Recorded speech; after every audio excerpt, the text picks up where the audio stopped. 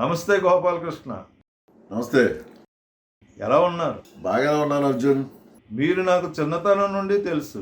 అంటే నేను 7th class చదువుతున్న వయసు నుండి కూడా మీరు నాకు తెలుసు. అవును. ఓకే. మీరు సాంస్కృతిక కార్యక్రమాలు చేస్తూ, నాటక రంగంలో ఎన్నో పాత్రలు పోషిస్తూ, ప్రజలను మెప్పిస్తూ, మరో ప్రక్క రాజకీయ రంగంలో ప్రవేశించి, జక్కంపూడి రామ్మోహన్ రావు గారి శిష్యరికంలో పార్టీ కార్యక్రమాల్లో పాల్గొంటూ ఎన్నో ధర్నాలు, రాస్తారోకోలు, ఉద్యమాల్లో పాల్గొన్నారు. మీ రాజకీయ ప్రస్థానం గురించి తెలియజేస్తూ ప్రస్తుతం మీరు ఎలా ఉన్నారు, ఎలాంటి యాక్టివిటీస్లో పాల్గొన్నారో ఒకసారి వివరిస్తారా? తప్పకుండా. అలాగే నాయకుడి యొక్క పిలుపు మేరకు వందలాది ధర్నాలు, వందలాది ఊరేగింపులు, వందల వేల మందితో చేసిన కార్యక్రమాలు ఎన్నో ఉన్నాయి. ప్రస్తుతం నేను AB7 న్యూస్ తెలుగు అనే ఛానల్ ఏర్పాటు చేయడం జరిగింది. అయితే ఇటీవల ద్వారపూడి గ్రామంలో ఒక గాండ్ల తెలుగుల కులానికి చెందిన అబ్బాయిని కొట్టి చంపడం జరిగింది. మీరు అదే సామాజిక వర్గానికి చెందినవారు కాబట్టి ఆ మర్డర్పై మీ స్పందన తెలియజేయాలని కోరుతూ ఈ ఇంటర్వ్యూ చేస్తున్నాను. అయితే జరిగిన మరుసటి రోజున నాకు తెలిసింది. నేను ఊళ్ళో లేను. నేను ఫ్యామిలీతో యాత్రలకు వెళ్ళాం. పూర్తి విషయం ఏంటంటే, ఇతను పోలిపల్లి సూర్యప్రకాశరావు కుర్రాడు, 42 ఏళ్ళు. అమ్మాయి సంధ్యారాణి, 38 ఏళ్ళు. వీళ్ళు మొదటి నుంచి కూడా ప్రేమించుకుంటున్నారని, మరి ఈ మధ్యకాలంలో ఇద్దరు పెళ్లి చేసుకోవాలని, అమ్మాయి కూడా రాయవరం పంచాయతీలో డిప్యూటీ ఎంఆర్ఓగా పనిచేస్తుందట. మరి వీళ్ళు నిర్ణయించుకొని అన్నవరం వెళ్ళి పెళ్లి చేసుకొని ఇంటికి వచ్చారు. ఇంటికి వచ్చిన తర్వాత అమ్మాయి అన్నదమ్ములు ముగ్గురు కలిసి ఇంట్లో ఉన్న ఈ పెళ్లి కొడుకుని బయటికి పిలిచి రాళ్లతో కొట్టి చంపడం అనేది జరిగిందట. అయితే ఈ మధ్యకాలంలో మా కమ్యూనిటీ వాళ్ళని రెడ్లు కానీ, యాదవాస్ కానీ, గౌడా సెట్టుబల్జీ కానీ మా కమ్యూనిటీ అమ్మాయిల్ని ఇంట్లో పెద్దవాళ్ళని ఒప్పించి పెళ్లి చేసుకోవడం చూస్తున్నాం. ఇతర కమ్యూనిటీలు కూడా ఇష్టపడి చేసుకుంటున్నారు. అటువంటి ఈ పరిస్థితుల్లో మరి ఇలా జరగడం అనేది చాలా దారుణం. ఎందుకంటే నిజం చెప్పాలంటే, నేను సర్పంచ్గా పోటీ చేసిన పంచాయతీలో కూడా ఓటర్లో అత్యధిక ఓట్లు ఉన్నవి గౌడాస్కే. ఇప్పుడు ఈ అమ్మాయి పెళ్లి కూతురు గౌడాస్, మరి నాకు సపోర్ట్ చేసిన వాళ్ళు కూడా గౌడాసే. మరి ఆ పరిస్థితిలో కమ్యూనిటీ చిన్నదా పెద్దదా అని చూడకుండా ఆ విధంగా కలిసిమెలిసి వెళ్తున్నప్పుడు నన్ను సర్పంచ్గా నెగ్గించింది కూడా అదే కమ్యూనిటీ. మరి ఆ విధంగా చేసుకోవడం అనేది దారుణం. మరి వాళ్ళ అన్నదమ్ములు మరి ఏ విధంగా మరి ఆలోచించి ఈ కార్యక్రమం చేశారో తెలియదు, కానీ అది మాత్రం చాలా అన్యాయం, దారుణం. మీరు వియ్యల్పురంలో సంక్రాంతి సంబరాలు ఎప్పటి నుంచి ప్రారంభించారు, వివరంగా చెప్తారా? తప్పకుండా. ఈ సంక్రాంతి సంబరాలు ప్రారంభించక ముందు, వియ్యల్పురం అభివృద్ధి జరక్క ముందు, మా వియ్యల్పురం ఎంట్రన్స్లో వినాయకుడి గుడి ఉంది చూసారా, ఆ గుడి దగ్గర అసలు మనిషి నిలబడడానికి కూడా దారి లేకుండా ఒక ఆవకింద ఉండేది. అప్పటి నుంచి కూడా నేను హై స్కూల్లో చదువుతున్నప్పటి నుంచి కూడా ఇటువంటి పేటకు సంబంధించిన సమస్యల మీద మేము స్పందించేవాళ్ళం, పేటలో ఉండే కొంతమంది కుర్రాళ్ళం కలిపి. అలాగే వినాయకుడి గుడి దగ్గర ఆ విధంగా దారి లేకుండా ఉన్న పరిస్థితిలో జాడీల కంపెనీలో ఉండే మట్టి ట్రాక్టర్లతో తెచ్చి రోడ్డు కింద ఏర్పరిచాం. అలాగా ఎన్నో కార్యక్రమాలు వియ్యల్పురంలో చేసేవాళ్ళం. దాని తర్వాత కొంతమంది కలిసి వియ్యల్పురం ఫ్రెండ్స్ కల్చరల్ అసోసియేషన్ అని చెప్పి ప్రారంభించాం. ఎప్పుడంటే ఈ సంవత్సరం 42వ సంవత్సరం. అప్పుడు ఒక 1000 రూపాయలతో ప్రారంభమైంది సంక్రాంతి సంబరాలు. ఇప్పుడు 5-6 లక్షల రూపాయలు వ్యయంతో కార్యక్రమం ముందుకెళ్తుంది. అప్పుడు ఒకరోజు చేసేవాళ్ళం, ఇప్పుడేమో 3 రోజులు చేస్తున్నాం. ఈ కార్యక్రమం వియ్యల్పురమే కాకుండా రాజమండ్రి పరిసర ప్రాంతాల్లో అభివృద్ధి చెందే విధంగా ఒక ఉత్సవంలా, ఒక ఊరేగింపులా ఇది ప్రజల్లో నాటుకుపోయింది. నేను జనవరిలో 10, 11, 12 తేదీల్లో కార్యక్రమం జరిపిస్తున్నానని చెప్పకపోయినా దానికి పర్మనెంట్గా ఫ్యాన్స్ ఉన్నారు. అలాగే ముగ్గులు పెట్టే మహిళా కళాకారులు ఉన్నారు. అందువల్ల ఆ కార్యక్రమం ఎంతో ఆనందంగా మా ఇంటిల్లపాది అలాగే మా సెంటర్లో ఉన్న కొంతమంది అందరూ కూడా ఆనందించే దగ్గరగా ఆ సంక్రాంతి కార్యక్రమాన్ని జరుపుకుంటున్నాం. జక్కంపూడి రామ్మోహన్ రావు గారితో మీ ప్రయాణం గురించి వివరించండి. అయితే మా గురువుగారి గురించి చెప్పాలి అంటే నేను ముందే చెప్పాను కదా, ఈ వియ్యలపురంలో కొన్ని సమస్యల్ని కార్యక్రమాలను ఎత్తుకుంటూ ఈ సంక్రాంతి సంబరాలు ప్రజలకు నచ్చే విధంగా మెప్పించే విధంగా ఆ కార్యక్రమం చేసుకెళ్తున్నామని చెప్పాను కదా. దాంట్లో భాగంగానే జక్కంపూడి రామ్మోహన్ రావు గారు బండి గుర్తు మీద పోటీ చేసేటప్పుడు నా వరకు ఆయన స్పందించి పిలిచి కార్యక్రమం మా పార్టీకి మీరు పనిచేయండి అని చెప్పడం, అలాగే కష్టపడి పనిచేసి ఆయన నెగ్గించుకున్నాం. నెగ్గించిన తర్వాత ఆయనతో ప్రయాణం మామూలుగా లేదు. ఎన్నో ధర్నాలు, ఎన్నో బంధులు. అలాగే మేము రామ్మోహన్ రావు గారితో ఫాలోవర్గా మేము బంద్ చేసామంటే ఆ రోజు చెప్పకుండానే షాపులన్నీ కట్టేసేవారు. ఎందుకంటే మేము అంత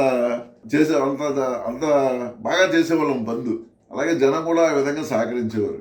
అలాగే మరి ఆయనతో పాటు ప్రయాణం అంటే నేను ఎన్నో చెప్పాలి. ఇంకా ఆయన మాట తీరు కానీ ఎవరైనా వాటర్ వచ్చి అడిగినా దానికి ఆయన చేసే పని కానీ నాలో ఎంతో నాటుకుపోయింది. అలా నాటుకుపోయిన దాని మీద నేను కూడా ఇప్పటికీ కూడా ఆయన ఆలోచన మేరకు ఆయన చేసే ధైర్య సాహసాల మేరకే నేను ముందుకి వెళ్తుంటాను.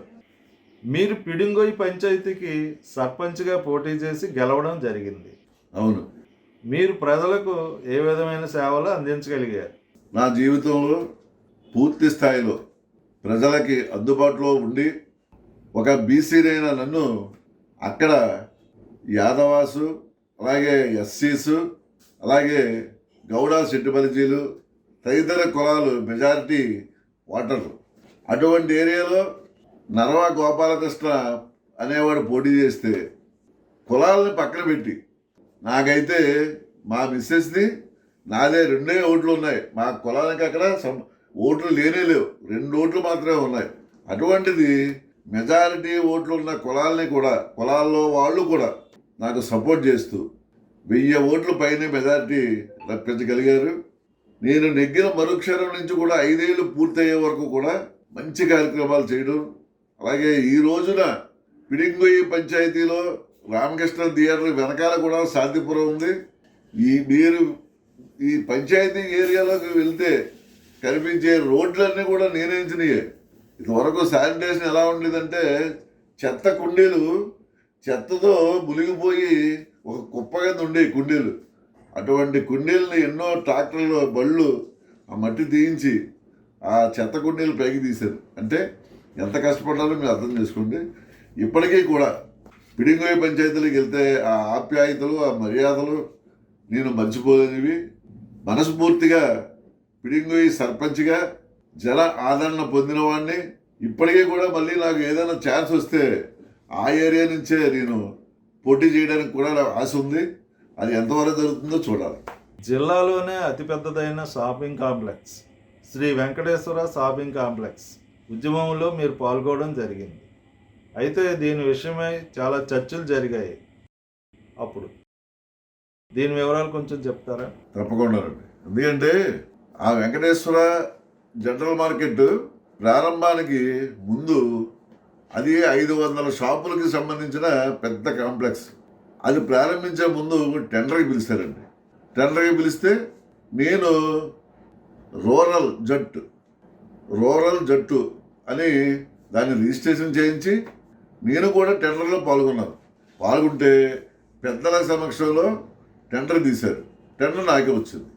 అప్పటి నుంచి రాజమండ్రిలో ఉండే చుట్టుపక్కల ఉండే పంచాయతీల్లో మా పంచాయతీలో మెయిన్గా ఈ పని లేనటువంటి వాళ్ళకి పని కల్పించాలనే ఉద్దేశంతో ఒక జట్టును తయారు చేసి ఆ దాంట్లో పని నాకే టెండర్ అయింది. కాబట్టి దరిదాపు 3000 మందికి పైగా కార్మికుల్ని జట్లో జాయిన్ చేసుకున్నాం. అయితే అది పాత పని, కొత్త పని కాదు అని చెప్పి కమ్యూనిస్టు పార్టీకి సంబంధించిన జట్టు వాళ్ళు మాకు అడ్డొచ్చారు. నాకు టెండర్ ఇచ్చారు, అవన్నీ నాకు అనవసరం, మీరు వాళ్ళతో మాట్లాడుకోండి అని దరిదాపు ఈ గొడవల మధ్యలో 1 ఇయర్ ఉద్యమం అనేది, ఈ 1 ఇయర్ కూడా నేను ఏర్పాటు చేసిన రూరల్ జట్టుకు సంబంధించిన కార్మికులతో ఆ పని మాదే అని చెప్పడం, కమ్యూనిస్టు పార్టీ వాళ్ళు మాదని వాళ్ళు చెప్పడం, దాని మీద అతి పెద్ద ఉద్యమంగా జిల్లా కలెక్టర్ గారు కానీ జిల్లా ఎస్పీ గారు కానీ ప్రతిరోజు అక్కడికి రావడం, ఏదో వివాదం జరిగేది. ఆఖరికి రాజశేఖర రెడ్డి గారు, జక్కంపూడి రామ్మోహన్ రావు గారు, సూరవరపు సుధాకర్ రెడ్డి గారు హైదరాబాద్లో జట్టు వాళ్ళని పిలిచి అక్కడ ఆ సమస్యను తేల్చేయడం జరిగింది. అయితే దాని మీద మేము రూరల్ జట్టుగా ఉన్న మాకు సరైన సమాధానం కానీ ఆ మాట్లాడేటప్పుడు కబురు కానీ చెప్పకపోవడం మాకు చాలా ఇబ్బంది పడ్డాం, చాలా ఫీల్ అయ్యాం కూడా. అంత ప్రాణాలు తెగించి చేసిన ఉద్యమాన్ని నీరుగార్చిన వ్యవహారాన్ని చూసి కాంగ్రెస్ పార్టీ నీరుగార్చింది. దాని మీద మేమైతే చాలా బాధపడ్డాం. ఉమ్మడి రాష్ట్రంలో ఒక ముఖ్యమైన ఉద్యమం కరెంటు ఉద్యమం, దాంట్లో మీరు పాల్గొన్నారు. ఆ వివరాలు చెప్తారా? అయితే ఆ ఎలక్ట్రికల్ ఉద్యమం రాష్ట్ర స్థాయి ఉద్యమం అనేది. రాజశేఖర రెడ్డి గారు పిసిసి ప్రెసిడెంట్గా ఉండేవారు. అక్కడ నిరాహార దీక్ష చేస్తున్న సందర్భంలో స్టేట్ బంధులు పిలుపులు ఇచ్చారు. అక్కడ పిసిసి ప్రెసిడెంట్గా రామ్మోహన్ రావు గారు కూడా ఆ హైదరాబాద్లో ఉద్యమంలోనే పాల్గొనేవారు. మాకు అందిన పిలుపు మేరకు ఇక్కడ చాలా భారీగా చేసామండి కరెంట్ ఉద్యమం అంటే.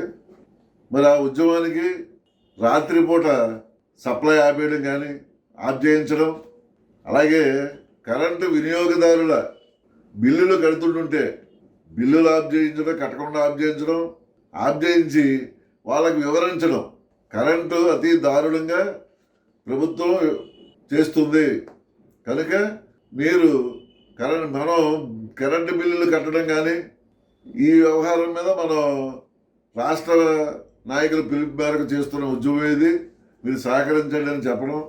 అది దరిదాపు మోరంపూడి సెంటర్లో నిరాహార దీక్షల టెండర్లు కూడా వేసాం. అలాగే ఇక్కడ ఎలక్ట్రికల్ మోరంపూడి ఆఫీస్ దగ్గర కూడా నిరాహార దీక్ష టెండర్లు వేసాం. 15 రోజులు 20 రోజులు ఆ ఉద్యమం చాలా భారీగా జరిగింది. అయితే ఉద్యమంలో పాల్గొన్న మమ్మల్ని అరెస్ట్ చేయడం జరిగితే జక్కంపూడి విజయలక్ష్మి గారితో పాటు పాల్గొన్న వాళ్ళు మొత్తం 31 మంది ఆవిడతో పాటు. అది సెంట్రల్ జైలుకి వేయడం జరిగింది.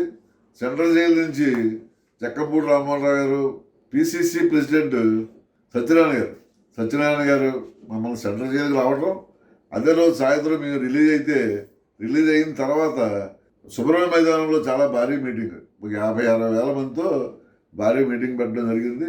ఆ ఉద్యమంలో మేము పాల్గొన్నందుకు మాకు ఎంతో గర్వం అనిపించేది. అటువంటి ఇంకా చేయాలనిపించేది. మీరు బీసీ సంఘాల్లో చురుగ్గా పాల్గొనడం జరిగింది.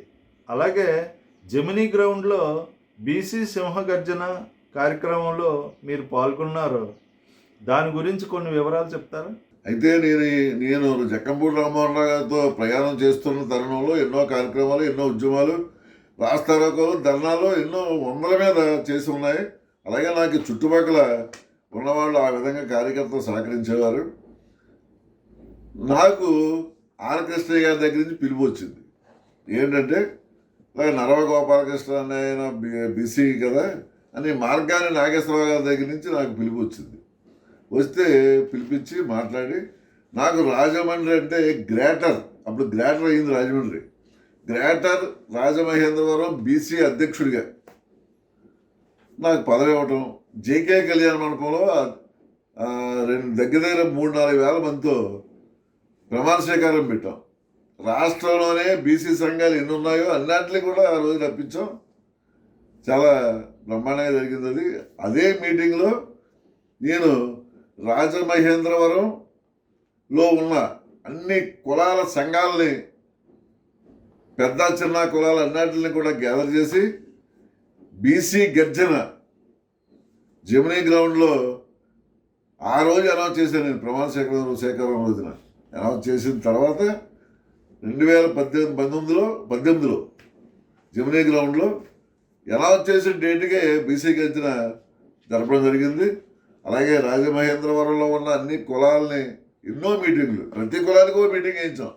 దీంట్లో రెడ్డి రాజు గారు, మార్కాని నాగేశ్వరరావు గారు, అలాగే వెంకటరావు గారు, పట్టపల్లి వెంకటరావు గారు, బొమ్మల రాజకుమార్ గారు, దానికి సంబంధించిన అందరూ కూడా దరిదాపు 45 లక్షల రూపాయలు అంత ఖర్చు అయింది. ప్రతి ఒక్కరు కూడా 10 మంది అంతమంది ఇచ్చారు అంతే, ఎవరిని సందాలు అడగలేదు. 45 లక్షల వరకు ఖర్చు అయింది. ఇదంతా కూడా పట్టపల్లి వెంకటరావు గారు చూసుకున్నారు. అయితే బీసీ గర్జన మీటింగ్ అంత భారీ ఎత్తున పెట్టి అక్కడి నుండి మంచి సూచన ఒకటి, రాజమహేంద్రవరం బీసీ సంఘాలన్నిటికీ కూడా ఆ స్టేజీ మీదగా ఇద్దామని అనుకున్నాం. కానీ అక్కడ ప్రతి ఒక్కరూ కూడా దారుణమైన కబ్జాలు చేశారు బీసీ గర్జన్ని. అక్కడ కష్టపడి చేసిన వాళ్ళం మేమైతే సమయానికి ఎగబడిన వాళ్ళు కొంతమంది వచ్చి ఎగబడ్డారు. అయితే ఇవ్వవలసిన స్లోగన్ బీసీ సోదరులకి ఇవ్వలేకపోయాం, ఇంకా మిగిలి ఉంది. ఆ బీసీ దాని మీద రాజకీయ పార్టీల్లో ముందుకు వెళ్తామో లేదో తెలియదు, కానీ నేను బీసీ సంఘాన్ని మాత్రం గ్యారంటీగా తీసుకెళ్లాలని. ఏ పరిస్థితిలో అంటే ఈ రోజున గ్రూప్ వేజ్ ఉన్నాయి స్టేట్లో కానీ పట్టణాల్లో కానీ. నేనేమంటున్నానంటే జరిగిన కొన్ని మీటింగుల్లో కానీ ఇప్పుడు జరుగుతున్న వ్యవహారంలో కానీ ఎవరికి వారు ధర్నాలు కానీ వెళ్ళి సబ్ కలెక్టర్ గారికి కానీ కలెక్టర్ కానీ మెమోరాండాలు ఇవ్వడం కానీ చేస్తున్నారు. అది ఏముందండి, ఎవరో పట్టించుకోవట్లేదు. నేను ఏమంటున్నానంటే 70% ఉన్నామని మనం చెప్తున్నాం. స్టేజీ పైకి ఎక్కి బైక్ తీసుకొని మనం 70% ఉన్నాం, మనకి రాజ్యాధికారం కావాలి అంటున్నాం. ఈ 70% ఎన్ని ముక్కలు అయిపోతుందో ఆలోచించట్లేదు. ఒక పార్టీలో కొంత శాతం, ఇంకో పార్టీలో కొంత శాతం, ఇండిపెండెంట్గా కొంత శాతం, కానీ 70% ఉన్నామని చెప్తున్నాం. నేను అదే అంటున్నాను. సంఘాలు ఎన్ని ఉన్నా, గ్రూపులు ఎన్ని ఉన్నా, బీసీ సంఘం అన్ని గ్రూపులతో ఒక సంఘం అవ్వాలి. ఏ సంఘంలో ఎవరికి ఒక ధర్నా చేయాలనుకున్నా, ఒక పాయింట్ రేజ్ చేయాలనుకున్నా, ఈ అన్ని సంఘాలు కలిపి ఒక కమిటీగా పెట్టాలనుకున్నా ఆ కమిటీకి తెలియపరిచి ఆ కమిటీ ద్వారా అన్ని సంఘాలు ఆ పాయింట్ మీద అన్ని సంఘాలు కలాలని, అప్పుడు జనాభా కనబడతాం మనం. ఏ గ్రూపు ఏ స్లోగన్ ఇచ్చినా ఈ గ్రూపులన్నీ కలిసి ఒక గ్రూపులో ఉండాలి. అప్పుడు అన్ని గ్రూపులు కలిపి మనం ఉద్యమం చేయడానికి బాగుంటుందని, అప్పుడు ఎవరైనా సరే ఆ గ్రూపులన్నీ అలా కలిసిన నాడు 70% 60% ఉన్నామని చెప్పడానికి అధికారం ఉంటుందని, అర్హత ఉంటుందని గ్యారంటీగా ఉంది. తొందరలో తప్పకుండా బీసీ గర్జన్లో రాజమహేంద్రవరంలో ఎంతమందిని అయితే నేను కలిసి మీటింగ్లు వేసామో అందరితో కూడా మళ్ళీ కలిపి అందరినీ కూర్చోబెట్టి ఆత్మీయ సమావేశం ఏర్పాటు చేసి నేను చెప్తున్న పాయింట్ మీద గ్రూపులు ఎన్ని ఉన్నా, కులాలు ఎన్ని ఉన్నా అందరం కలవాలి, అందరం కలిసి ఒక పాయింట్ మీద ఫైట్ చేయాలి, అప్పుడు రాజ్యాధికారం మీద మాట్లాడే అర్హత ఉంటుందని చెప్తూ. ఓకే, మీరు ఇన్ని కార్యక్రమాలు చేసిన రాజకీయంగా వెనుకబడి ఉండడానికి కారణం ఏమిటంటారు? అయితే అన్ని చేసినా నేను ఇప్పుడు పరిస్థితి ఏమిటి అని అడిగారు మీరు. అన్ని చేసినా వెనుకబడి ఉండడానికి కారణం నేను తక్కువ సామాజిక వర్గానికి చెందిన కులస్తుడు అయ్యి ఉండడం అని నేను అనుకుంటున్నాను. ఎందుకంటే నాకన్నా ఎక్కువగా చేయని వాళ్ళు కూడా ఈ రోజున చైర్మన్లు, అలాగే కందుల దుర్గేష్ గారు కూడా నాతో పాటు సమానంగా వచ్చారు. ఆయన ఈ రోజున ఎమ్మెల్యే. అలాగే ఏపీఐసిసి చైర్మన్ శ్రీకాకుళం శివసుబ్రహ్మణ్యం, ఆయన తూర్పుగోదావరి జిల్లా యూత్ కాంగ్రెస్ ప్రెసిడెంట్ అయితే నేను వైస్ ప్రెసిడెంట్గా చేశాను ఆయనతో పాటు. ఆయనేమో ఏపీఐసిసి చైర్మన్ అయిపోయాడు. నేను ఇంకా ఇలాగే ఉండడానికి కారణం నేను ముందు చెప్పాను కదా, తక్కువ సామాజిక వర్గానికి చెందిన వాడిని అయి ఉండవని. అదని నేను అనుకుంటున్నాను. మీరు చెప్పినవన్నీ నిజమే కావచ్చు. భవిష్యత్తులో బీసీ సంఘానికి మీరు ఏవైతే కోరుకున్నారో అందరినీ ఒకే తాటి మీదకి మీరు నడిపించాలని అనుకుంటున్నారు కాబట్టి అవన్నీ చక్కగా జరగాలని చెప్పేసి కోరుతూ నమస్కారం. నమస్కారం.